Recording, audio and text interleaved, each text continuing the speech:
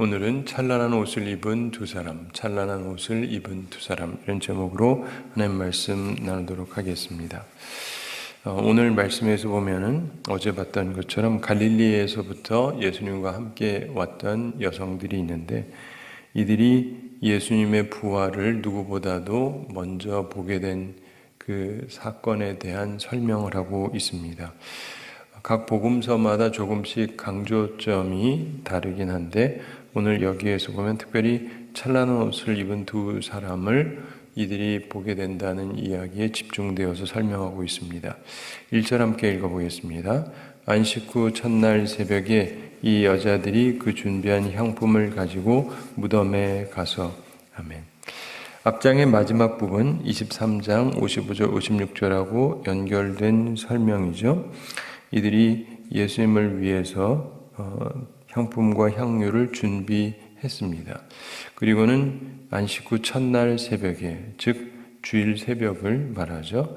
이 여자들이 앞장 23장 55절에서 설명한 갈릴리에서 예수와 함께 온 여자들, 이분들이 그 준비한 향품을 가지고 무덤에 가서 이렇게 말씀하고 있습니다. 이미 준비해 두었던 향품을 가지고 새벽부터 무덤에 갔습니다. 조금도 지체하지 않고 가장 빠르게 주님 무덤에 갈 수 있는 시간에 간 것입니다. 자, 이날이 이분들에게는 사실상 최고의 날입니다. 오늘 아직 해가 안 떴지 않습니까? 그래서 좀 어두운 시간인데 여기에 오늘 주의 말씀을 받는 우리들에게 오늘이 일생의 최고의 날이다. 글쎄요, 그럴 게 뭐가 있을까? 아직 해가 안 떴으니까. 근데 해가 뜬다고 꼭 그런 건 아니지만 이 여인들에게 있어서는 사실은 이 날이 인생의 최고의 날이었습니다. 그런데 자신들은 아직 모르고 있는 거죠. 그래서 이 여인들은 아직 그 기쁨과 감격을 모르고 있습니다. 그냥 거기 간 거죠. 이들의 시작은 슬픔으로 시작이 되었을 것입니다. 그런데 사실은 감동이 그들을 기다리고 있는 것이죠. 인생은 참 모릅니다. 슬픔이나 어려움도 한순간에 찾아오지만 기쁨과 감동도 한순간에 갑자기 찾아오거든요. 간혹 가다가 좋은 의미에서 유명해진 사람들을 보면 그런 얘기를 합니다. 어느 날 일어나 봤더니 내가 갑자기 유명해져 있더라.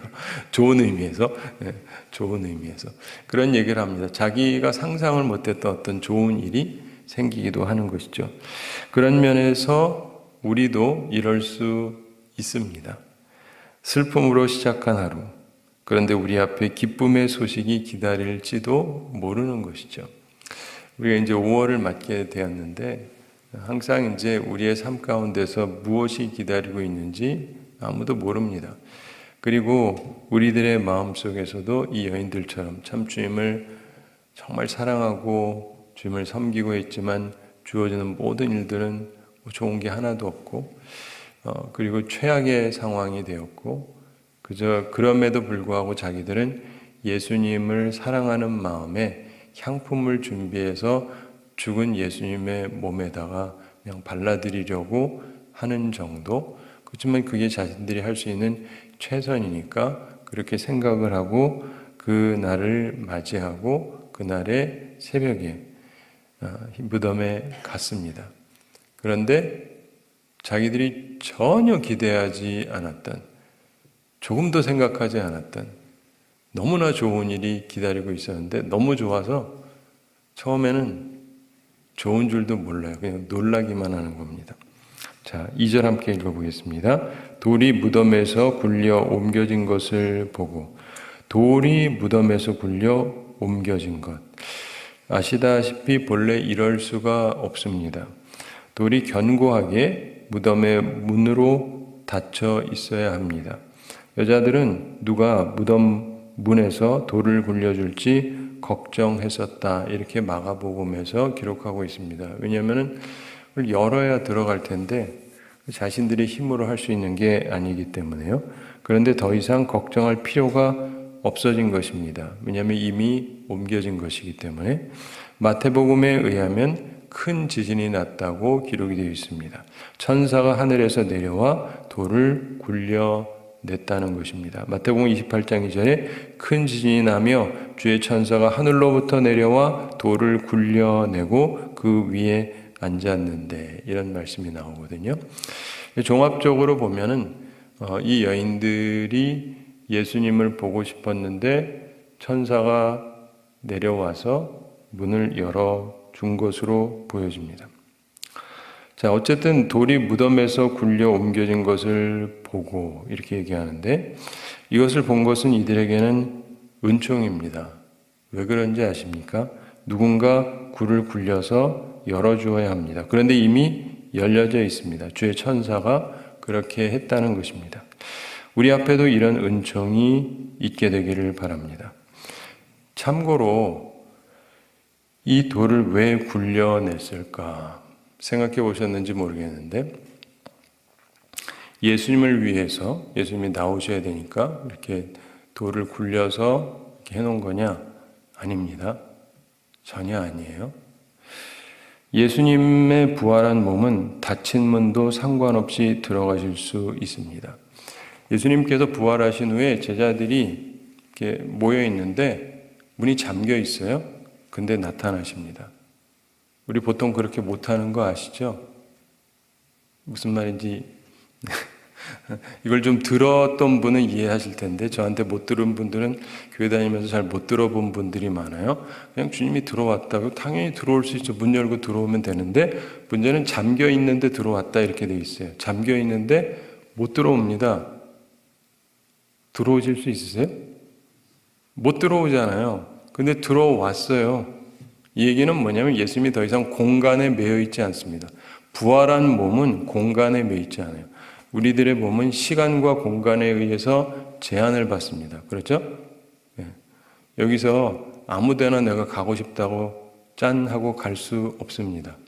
그리고 시간도 초월할 수가 없어요. 공간도 초월할 수가 없습니다. 그런데 예수님의 몸은 그렇지가 않아요. 그래서 예수님이 부활한 자의 첫 열매가 됐다 그러죠. 소위 죽었다가 살아난 사람은 있어요. 예수님이 3명이나 살려주셨잖아요. 어떤 딸도 소녀야 일어나라 그러니까 살아났고, 어떤 과부의 독자도 살려주신 적이 있으시고, 그리고 나사로도 죽은 지 오래됐는데 며칠이나 됐는데 그를 살려주셨습니다. 죽었다 살았죠? 이거를 예수님의 부활하고 똑같이 우린 보지 않습니다. 그건 죽었다 살아난 건데 이런 사람은 다 또 죽게 돼 있어요. 맞죠? 근데 예수님은 또 죽지 않습니다. 그래서 예수님의 부활은 우리가 흔히 보게 되는 간혹 뭐 죽었다가 살아났나 이런 거하고는 완전히 달라요.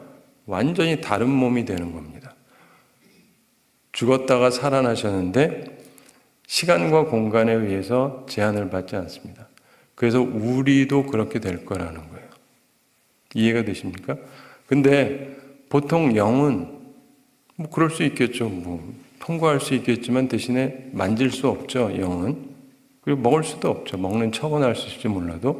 근데 예수님은 만져보라 그래요. 만져져요. 그리고 이 여성들도 예수님을 만났을 때 막 만지거든요. 근데 좀 그만 만져라. 예수님이 그래요. 그러니까 만질 수가 있어요. 그냥 영이면 못 만지죠. 네, 근데 만질 수가 있어요. 실제 몸 가진 것처럼. 그리고 먹으실 수도 있어요. 그러니까 우리가 생각하는 그냥 일반 몸하고 일반적으로 혼하고 그 어느 한쪽이 아니라 새로운 형태인 거예요. 그게 부활의 첫 열매가 되셨다. 바로 우리가 예수님처럼 부활하게 될 것이라는 거예요. 그렇기 때문에 우리에게 주는 은혜가 큰 거죠. 단순히 죽었다가 다시 산다 이 얘기가 아니라 완전히 우리 몸 자체가 다른 몸이 되는 거예요. 우리는 나이도 먹고 나이 먹으면 좀 찌뿌둥하고 뭐 그렇지 않습니까? 저도 느끼는 게 이제는 어린애가 아니라서 때때로 드는 생각이 힘들다 뭐 이러기도 하고, 이렇게 좀 뛰려고 그러면은 몸이 이렇게 막 반응을 잘 안 하기도 하고, 이게 어쩔 수가 없어요. 제가 우리 애 어렸을 때 사진을 딱 보게 되면 아버지가 있죠.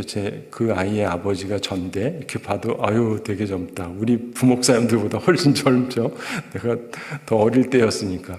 저도 그런 때가 있는데 어쨌든 나이는 들어가잖아요.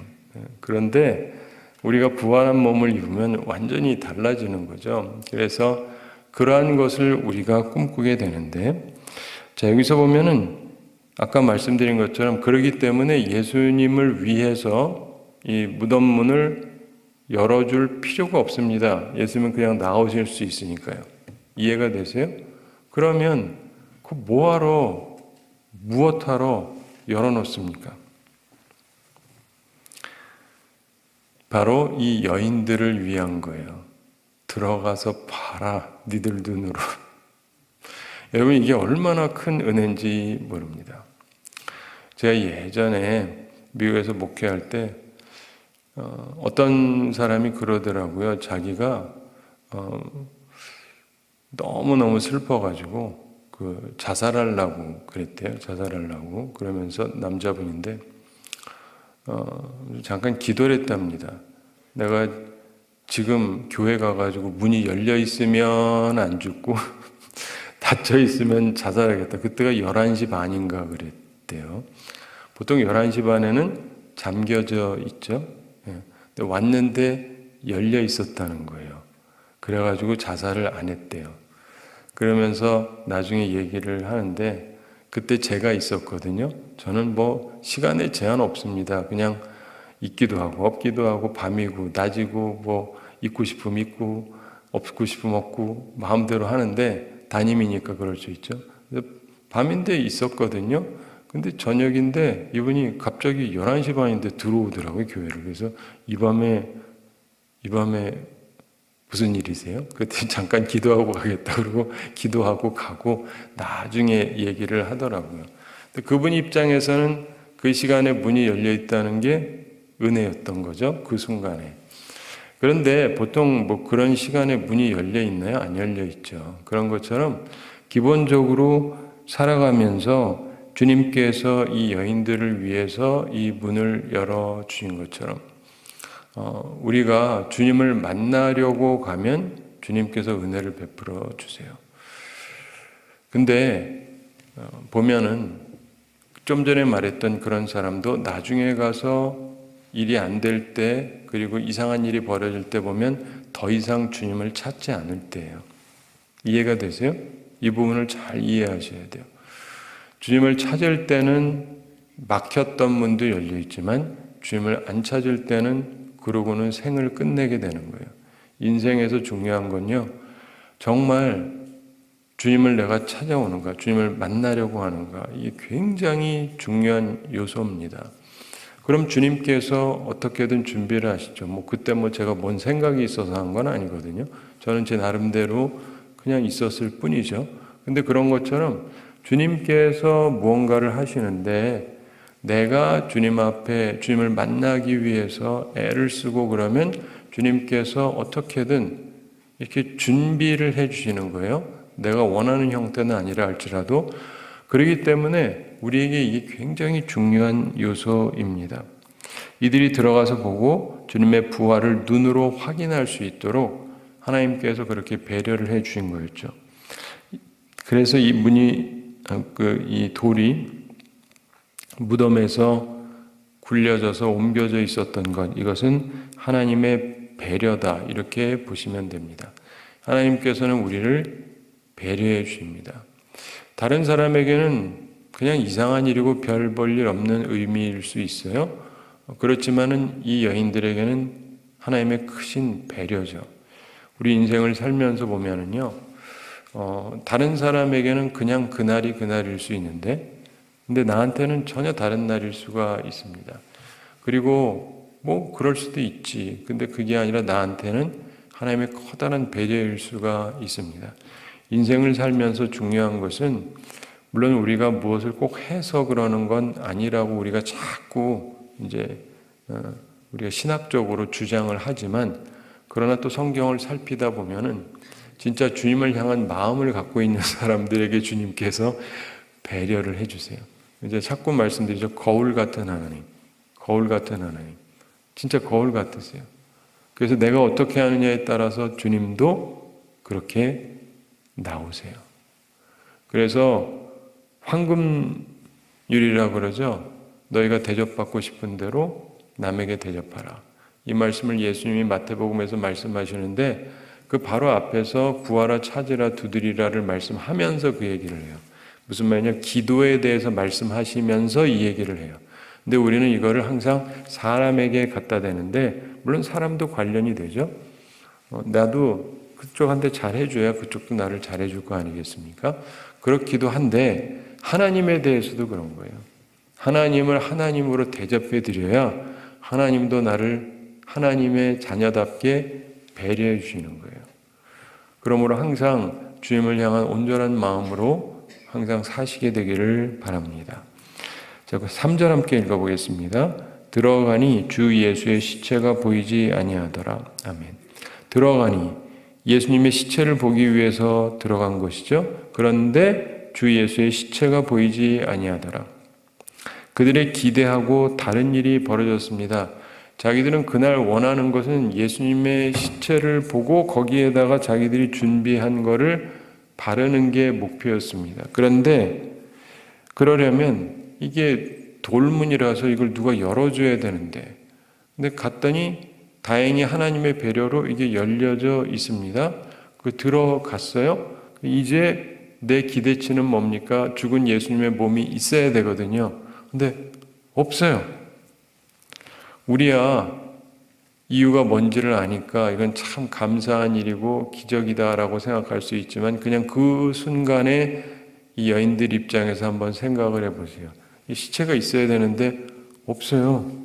사실은 굉장히 감사한 일인데 이들은 놀랍니다. 그리고 다음 절에서 설명하듯이 이들이 무슨 생각했는지 아세요? 근심을 했어요. 근심을 했습니다. 우리가 눈 뜨고 봐도 때로 보는 현실의 의미를 오해할 수 있습니다. 이게 우리의 한계예요. 봤어요. 그러니까 기뻐했느냐? 아닙니다. 근심했어요. 왜요? 부활까지는 생각을 못했거든요. 이해가 되십니까? 그래서 우리는 내가 봤다. 그 봐도요, 우리의 인식에 한계가 있는 거예요. 안 보는 것보다야 보는 게 훨씬 나은 것임에 틀림이 없지만은, 내가 다 봤는데, 글쎄요, 다 봤어도 내 인식에 한계가 있는 것입니다. 예전에 그 공자라는 분 아시죠? 중국의 위대한 인물 중에 하나로 꼽히게 되는데, 유교 뭐 얘기하게 되는 거죠. 근데 이 공자가 이렇게 제자들이 많이 있었습니다. 제자들하고 이렇게 다니다가 한 번은 이제 경제가 좀 안 좋고 그러던 때였는데, 제자 중에 한 사람이 이제 밥을 해요. 중국 사람도 우리처럼 밥을 해 먹으니까. 그래서 밥을 해 먹는데 누가 와가지고 고자질을 하는 거예요. 그러면서 저희 지금 밥하는 저 친구가 우리 몰래 지 혼자 딱 떠가지고 지 혼자 먹더라. 안 그래도 밥이 적어가지고 이게 잘 나눠 먹어야 되는데 지가 밥한다고 딱 떠가지고 혼자 싹 먹더라. 그러면서 나쁜 놈이라고, 뭐 저런 놈이 다 있냐고 이렇게 이제 욕을 하는 거예요. 그래가지고 이제 공자가 그 사람을 아는데 굉장히 괜찮은 사람인데, 근데 그 사람이 이제 음식을 준비해가지고 오면서 그 사람이 마침 자기가 설명을 하는 거예요. 그러면서 하는 말이, 이렇게 오늘 밥 준비해가지고 이제 밥 잘 됐나 이렇게 보느라고 이렇게 뚜껑을 딱 열었는데 갑자기 위에서 뭐가 떨어졌다는 거예요. 흙이 떨어져가지고 떨어져서 어떻게 해야 돼요? 떠서 버려야 되잖아요. 그쵸? 떠서 버려야 되니까 이제 떠서 버리려고 하다 보니까 밥알이 몇 개가 붙어 있는 거예요. 아까워서 자기가 그거 먹었다는 거예요. 이해가 되시죠? 이거는 이 나쁜 놈이 먼저 지 혼자 밥 먹었다가 아니고 하다가 어떤 일이 벌어져서 이거 좀 버려야 되니까 버리려고 하다가 몇 알 붙어 있어가지고 그걸 좀 먹었다는 건데, 분명히 보기는 봤죠. 보기는 봤는데 정확하게 본 게 아니거든요. 그래가지고 저놈이 나쁜 놈이구나, 우리 몰래 맨날 저러고 먹었겠구나 라고 생각했던 그 사람. 근데 사실은 그게 맞는 게 아니었죠. 그래서 우리가 살면서 보면은요, 많은 부분에 한계가 있습니다. 이걸 우리가 항상 기억을 해야 돼요. 내가 봤어도, 그 누가 나 봤다 그래도 그 사람이 설사 거짓말이 아니라 할지라도 그 사람의 증언 자체가 한계가 있을 수가 있어요. 사람의 깨달음은 한계가 있기 때문에 그걸 항상 염두에 두실 필요가 있습니다. 그럼에도 불구하고 너무나 많은 사람들이 우리들의 오감을 너무나 대단한 것으로만 생각을 해요. 물론 그걸 무시할 수는 없죠. 우리의 감각을 무시할 수는 없지만, 그리고 그것으로 판단하긴 하지만 동시에 이거를 절대시하면 안 돼요. 우리는 하나님이 아니기 때문에 항상 겸손할 필요가 있는 것이죠. 자, 그 다음 절 4절 함께 읽어보겠습니다. 이로 인하여 근심할 때 문득 찬란한 옷을 입은 두 사람이 곁에 섰는지라. 아멘.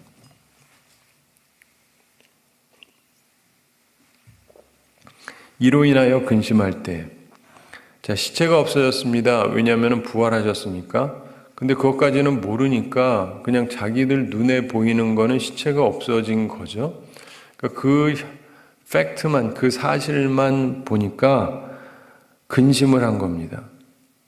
부활까지는 생각을 못했기 때문에. 그래서 그 상황을 보고 근심을 했습니다. 우리도 그럴 수가 있어요. 정말 내가 바라던 게 있는데 그 이상의 너무 좋은 일이 벌어졌는데 사실 나는 거기까지 기대를 안 하고 있었기 때문에 보면서 하나도 안 좋을 수가 있어요. 오히려 근심할 수 있습니다. 너무 좋은 일인데 근심하는 게 가능한가? 성경이 얘기하잖아요. 가능하다고. 주님을 사랑하면서도 그럴 수 있는가? 그럴 수 있습니다. 그러므로 우리의 한계를 항상 이해를 해야 돼요.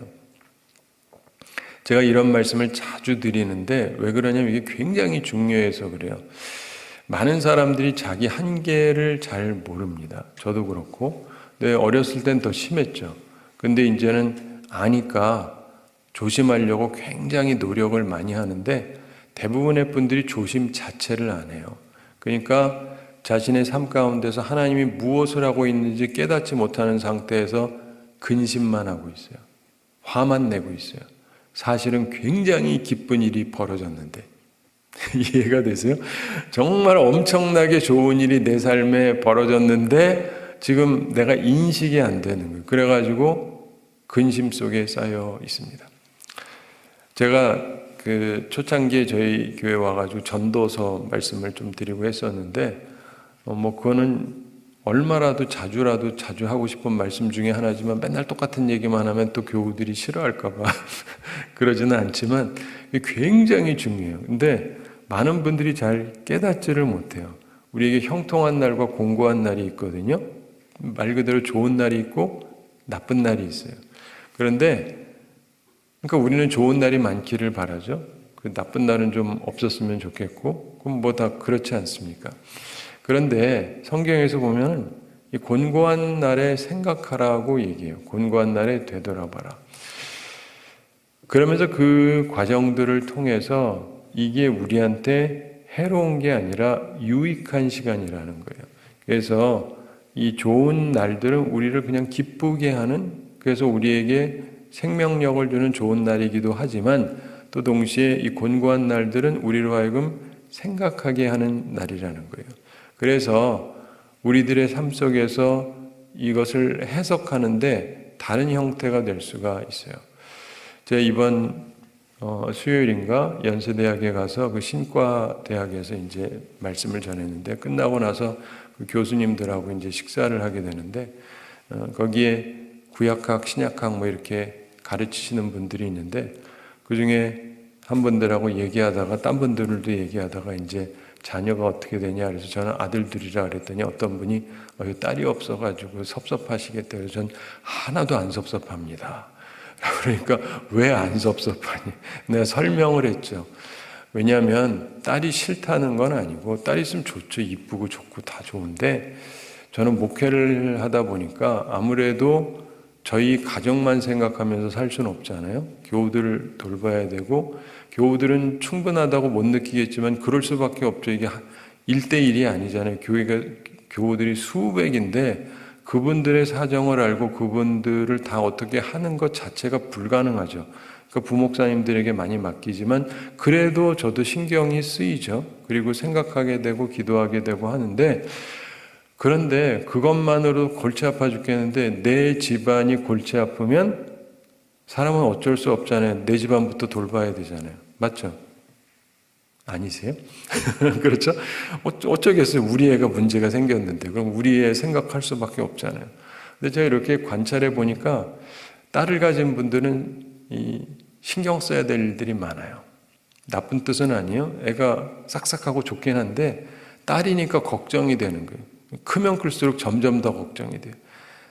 남자애들은 아닙니다. 크면은 이제는 지가 때릴 수도 있고 그래서 괜찮은데 딸 같은 경우는 무슨 일 날까봐 걱정이 되잖아요. 막 늦게 들어오면은 딸들에 대해서는 특별히 더 걱정이 되고 남자야 뭐 별 걱정이 안 하게 되거든요. 그래서 제가 보면서 나는 뭐 아들만 있어도 좋다고 신경 쓸 일이 별로 없어서 그런 얘기를 한 적이 있습니다. 그랬더니 옆에 계시는 한 분이 그래요. 자기 딸이 있는데 항상 걱정을 한다는 거예요. 딸이 늦게 올까 봐 그러고 맨날 전화하고 어쩌고 저쩌고 그러시면서 사실이 그렇다고. 근데 그렇습니다. 이게 인생에는요 다 장단점이 있어요. 그래서 좋은 것만 있고 나쁜 건 없고 그런 게 없고 대부분이 다 동전의 양면처럼 장단점이 있습니다. 근데 중요한 거는 이렇게 생각하시면 아주 좋아요. 하나님이 나한테 딱 맞는 걸 주셨다. 보통 이렇게 생각하지 않습니다. 애가 없으면 왜 나는 애 안 줘? 대부분 그렇죠. 그리고 애가 하나 있으면은 하나밖에 없으니까 외롭다. 둘이 있으면은 좀 괜찮은 것 같은데 이 둘도 아들, 딸 이게 잘 안 맞으면 좀 좋지가 않고, 그럼 또 둘도 좀 그래서 셋이면 이것도 역시 안 맞고 넷이 되면 애가 너무 많고 뭐 이러면서 이렇게 저렇게 약간 불만이 많아요. 어떠한 경우에도 불만의 요소는 있습니다. 이 경우는 완벽하다라고 하는 건 하나도 없어요. 근데 중요한 거는 그냥 하나님께서 나한테 맞는 것을 주시는 것이다 라고 생각을 하고 살면은 행복할 수 있잖아요. 근데 사람들은 항상 나한테 없는 것만 생각을 하려고 그래요. 근데 없기 때문에 내가 있을 수 있는 게 있다니까요. 그리고 살다 보면은 처음에는 다 혼자잖아요. 딴 뜻이 아니라 결혼을 안 했다 이 말이에요. 근데 그 다음에 크다 보면은 이제 남들도 짝을 찾고 뭐 이러니까 나도 시집장가 가고 싶은데 그 다음에 이제 시집장가를 또 가게 되면 또 맨날 그러잖아요. 아휴, 혼자 사는 게 좋지. 내가 저 인간 만나가지고 뭐 이러고 이러다가 그러다 한쪽이 떠나고 나면은 나 외롭다 그러고. 그러니까 사람들을 보면요 하여간 불만거리만 찾아요. 혼자 있을 때는 혼자 있다고 짜증내고 둘이 있으면 둘이 있어서 귀찮다 그러고 그 다음에 또 혼자 되면은 왜 난 외롭냐 그러고. 근데 그게 아니라 혼자 있을 때 그냥 혼자 있음을 감사하고 같이 있을 때 같이 있음을 감사하고 또 혼자 있게 되면 혼자 있음을 감사하고 그러면 되는데 사람들은 범사의 감사가 아니라 범사의 불만거리를 찾아내서 범사의 기분만 나빠하는 경향이 있어요. 근데 사람은 누구나 처음에 혼자 있게 되고 그 다음에 많은 경우 결혼을 하게 되지만 그 다음에 내가 먼저 죽기 전에는 그 다음에 꼭 혼자 남게 되거든요. 이게 어쩔 수 없는 인생의 모습이지 않습니까? 그럼에도 불구하고 사람들은요 자꾸 모든 상황 속에서 불만거리만 생각하는 경향이 있어요. 그래서 이 여인들의 경우도 사실은 엄청나게 좋은 일이 있음에도 불구하고 근심을 하고 있습니다. 깨닫지 못하기 때문에. 그래서 전도서에서 자꾸 곤고한 날에는 생각하라 이게 뭐냐면 이것이 나한테 꼭 나쁜 게 아니라는 거예요. 이것의 장점을 보라는 거예요. 제가 제 나이쯤 되면 보통 어떠냐면 목사가 제 나이쯤에 제일 바쁩니다. 제일 바빠요. 그래가지고 정신없이 바쁜데 그때가 되면 무슨 생각이 드냐면 쉬고 싶다 이런 생각이 들어요. 근데 그러다가 이제 또 나이가 차면 다들 그러죠. 왜 은퇴하라 그래? 나 더 하고 싶은데. 무슨 말인지 아세요? 그러니까 지금 열심히 해야 돼요. 나도 언젠가 쉬어야 될 날이 오니까 열심히 하고 쉬어야 될 땐 또 쉬어야 되는 거죠. 그런데 잘 생각을 해보면은 이게 바쁘다는 게 나쁜 게 아니거든요. 예. 그런데 만사를 나쁘게 보려고 그러면 나빠질 뿐이에요. 그리고 그 다음에 쉬어야 될 때 쉰다는 것도 굉장히 은혜로운 거거든요. 그런 걸 볼 수 있어야 돼요. 자, 그런데 여기서 또 중요한 은혜가 뭐냐면 이로 인하여 근심할 때 문득 찬란한 옷을 입은 두 사람이 이 천사들이라고 여겨지는데 천사들이 나타납니다. 찬란한 옷, 아름답고 영광스러운 옷을 입은 두 사람이 곁에 섰는지라. 이들에게 말씀을 전하기 위해서 나타난 것입니다. 예수님의 부활에 대해서 얘기해 주려고 나타나신 거예요. 자, 여기서 보게 되는 게 있습니다.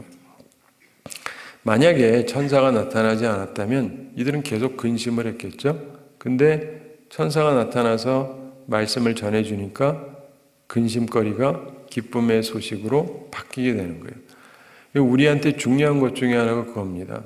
누군가가 우리에게 말씀을 전해주는 것. 그래서 새로운 시각을 갖게 되는 거예요. 오늘 제가 여러분에게 열심히 노력하는 부분이긴 하지만, 그래서 그냥 뭐 평범한 날, 또 다른 나쁜 날, 내 근심 걱정은 사라지지 않은 날, 뭐 그렇긴 한데 이게 새로운 날일 수 있는 거예요. 보기에는 그래도 시체라도 있어야 되는데 시체조차도 없어져 가지고 더 나쁜 상황 아니야? 근데 그게 아니고 예수님이 부활하신 날. 그래서 굉장히 역사적인 날일 수 있는 것인데 이걸 생각하면서 이 사람들이 있을 수가 없었던 게 깨달음이 임하지 않으면 어쩔 수가 없어요. 근데 성령께서 빛을 비추어 주셔서 말씀을 보면서 우리가 밝히 알게 될 때 비로소 알 수 있는 것이죠. 근데 바로 천사가 나타났다. 이게 그들에게는 은혜였습니다. 그래서 이들에게 이제 말씀하게 되는 것을 우리가 다음에 보게 되는데 이 말씀을 생각하면서 우리가 생각할 것은 이 향품을 준비하고 무덤에 가던 여인들처럼 때로 우리의 준비가 필요 없는 경우도 있습니다.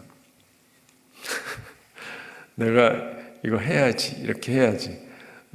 좋은 마음이에요. 근데 그거 전혀 쓸모없는 것일 수도 있어요. 나빠서가 아니라. 살다 보면은 그런 게 있습니다. 내 딴에는 최선을 다해서 뭘 했는데 사실은 전혀 필요가 없는 것일 수도 있어요.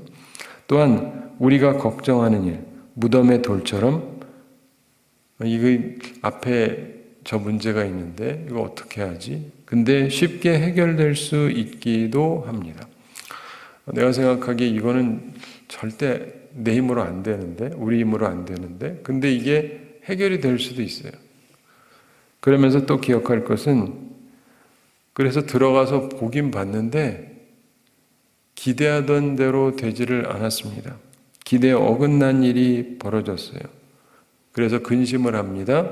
그러나 사실은 기뻐할 일일 수도 있다는 거예요. 여러분이 오늘을 살면서 혹은 언제든 살아가면서 내 앞에 보여지는 일을 보면서 내가 생각했던, 바라던 게 아니기 때문에 근심이 될 수도 있어요.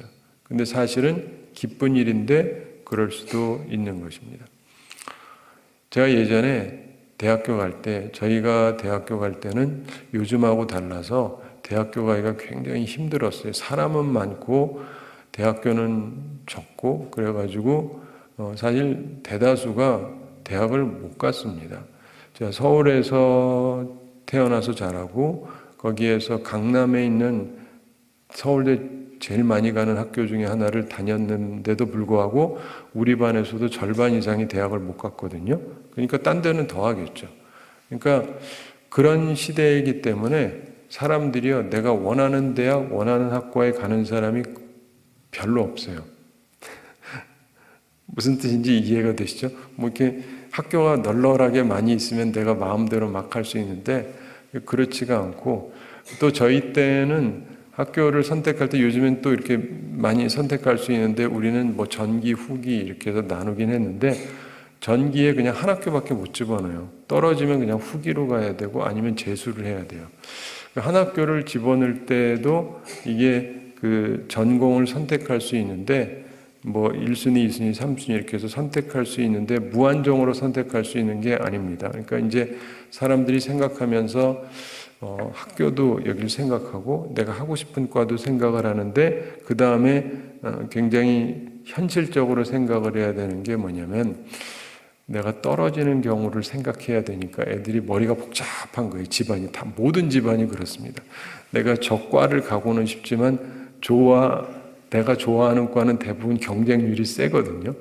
그러면은 학교 떨어지는 것보단 그래도 붙는 게 나을 테니까 사람들이 잘 지원 안 하는 과를 이렇게 집어넣어서 가려고 하는 경우들이 있었습니다. 근데 제가 대학 갈 때가 벌써 만 40년 전 얘기라 아마 그렇게 40년 전, 그러니까 굉장히 오래전 얘기죠. 그때 제일 그 낮은 과 중에 하나가 컴퓨터학과라는 거였어요. 경쟁률은 셌는데 센 게 세서가 아니라 다들 하향 지원해서 거길 많이 넣어서 그랬어요. 그거 해봤자 뭐 하겠냐 했던 거예요. 근데 나중에 그걸로 잘 된 거 아시죠? 그리고 그 당시만 해도요, 예를 들면 뭐 중국어과 이런 거 아무도 안 했습니다. 이 어학 중에서도 제일 바닥. 그런데 그래가지고 이제 안 되겠으니까 집어넣은 사람들이 그 다음에 90년대 이제 중국이 열리고 하면서 갑자기 이제 뜨기도 하고 사람 일 몰라요. 예. 그래가지고 딴과 하고 싶었는데 할 수 없이 중국어과 해가지고 할 수 없이 다녔는데 나중에 중국이 열리는 바람에 내가 중국말 하기 때문에 인생 잘된 사람들도 꽤 많아요. 컴퓨터가 발전하면서 막 잘 나간 사람들도 많고. 근데 처음부터 그게 잘 될 거라고 생각한 건 전혀 아니고 내가 하고 싶은 것들은 안 되겠고 그냥 하향 지원해서 했고 이거밖에 없는데 그래가지고 하면서도 기분들이 다 별론데 나중에 가서 보니까 너무 좋은 선택이었다. 뭐 이런 것처럼 인생은요, 모르는 게 굉장히 많습니다.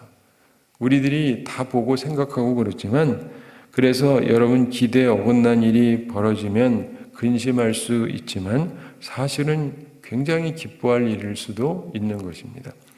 또한 마지막으로 이 천사의 계시, 성령의 가르침이 아니면 우리는 계속 어리석게 근심 속에 있을 수 있습니다. 그래서 주님의 은혜를 입어야 되고 말씀을 통해서 깨달음을 얻어야 돼요. 깨달음을. 그래서 범사에 감사하는 법을 배워야 평안합니다.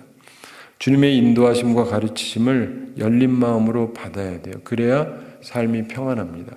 그렇지 않잖아요? 그러면 계속해서 정말 나는 모든 것이 잘된 상황인데도 내 마음속엔 계속 근심으로 살아가야 돼요. 왜냐하면 깨달음이 없으니까. 이게 나쁜 거라고 생각하니까. 그래서 주님의 은혜를 입는 것은 굉장히 중요합니다. 말씀을 생각하시면서 찬란한 옷을 입은 두 사람을 만나는 것처럼 항상 하나님의 인도하심을 받으시고 말씀을 통해서 깨달음을 얻으시고 그래서 근심 속에 살아가지 마시고 주님께서 주시려고 하시는 부활의 기쁨, 하나님께서 우리를 위해 마련해 놓으신 좋은 소식, 이걸 꼭 받으시고 복되게 살아가는 우리 모두가 되기를 바랍니다. 우리 함께 기도하겠습니다. 사랑의 하나님 아버지, 우리를 사랑해 주시고 오늘도 저희에게 귀한 말씀 주심을 감사드립니다. 찬란한 옷을 입은 두 사람을 이 여인들이 만난 것처럼, 그러면서 이들의 생각의 전환이 온 것처럼 우리들의 삶 가운데에도 주님께서 성령의 은총으로 함께해 주시고 깨달음 허락하셔서 우리에게 주어진 상황의 참된 의미를 깨달아 알 수 있게 해주시고 감사하며 살아갈 수 있는 저희들 되게 하여 주시옵소서.